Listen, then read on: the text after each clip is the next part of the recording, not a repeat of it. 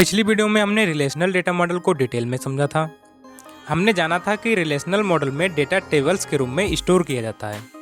लेकिन अब एक महत्वपूर्ण प्रश्न आता है कि अगर डेटाबेस में कोई गलत डेटा दर्ज कर दें तो क्या होगा। अगर किसी स्टूडेंट का स्टूडेंट आईडी 2 बार डाल दिया जाए तो क्या होगा। इन सभी समस्याओं को रोकने के लिए डीबीएमएस में कंस्ट्रेंट्स का उपयोग किया जाता है। आज की इस वीडियो में हम रिलेशनल डेटाबेस कंस्ट्रेंट्स को डिटेल में समझेंगे, तो वीडियो में अंत तक बने रहें।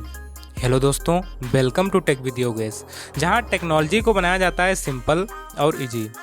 तो आइए अब हम लोग देखते हैं कि कंस्ट्रेंट क्या होता है। कंस्ट्रेंट एक रूल होता है जो डेटाबेस पर लगाया जाता है। इसका मुख्य उद्देश्य डेटाबेस में गलत डेटा को प्रवेश करने से रोकना और डेटा की एक्यूरेसी बनाए रखना होता है। अगर इसको सरल शब्दों में समझें तो डेटाबेस में डेटा को सही बनाए रखने के लिए लगाए गए नियमों को कंस्ट्रेंट्स कहा जाता है।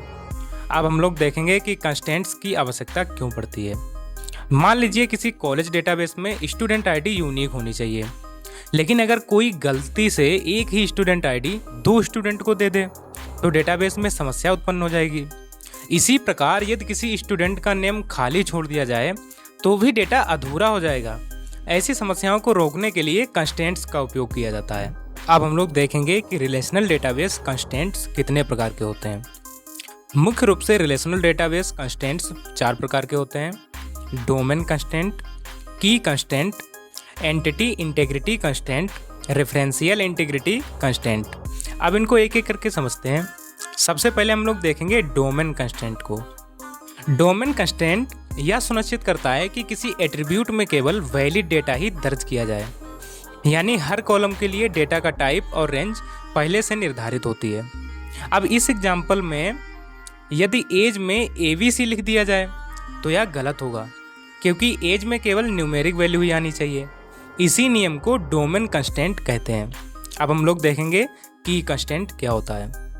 की कंस्ट्रेंट यह सुनिश्चित करता है कि टेबल में डुप्लीकेट वैल्यू ना हो, यानी प्रत्येक रिकॉर्ड की यूनिक पहचान रहे।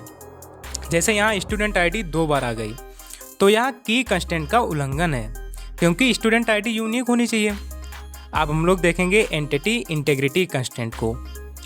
एंटिटी इंटीग्रिटी कंस्ट्रेंट कहता है कि प्राइमरी की कभी भी नल नहीं हो सकती, क्योंकि प्राइमरी की प्रत्येक रिकॉर्ड की पहचान करती है।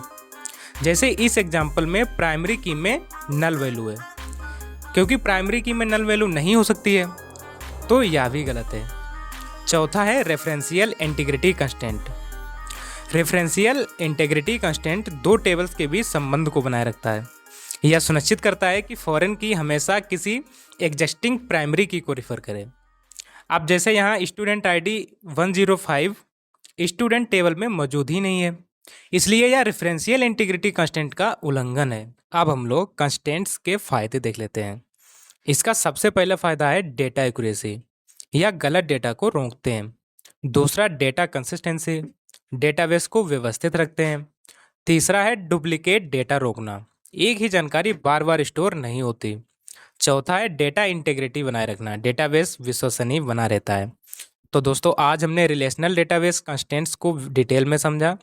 हमने डोमेन कंस्ट्रेंट, की कंस्ट्रेंट, एंटिटी इंटीग्रिटी कंस्ट्रेंट और रेफरेंशियल इंटीग्रिटी कंस्ट्रेंट के बारे में जाना। तो आशा करता हूँ आपको यह वीडियो पसंद आया होगा। अगर आपको हमारा वीडियो पसंद आया है तो वीडियो को लाइक ज़रूर करें, शेयर करें और हमारे चैनल को सब्सक्राइब करें। मिलते हैं नेक्स्ट वीडियो में। Till then keep learning with tech with Yogesh.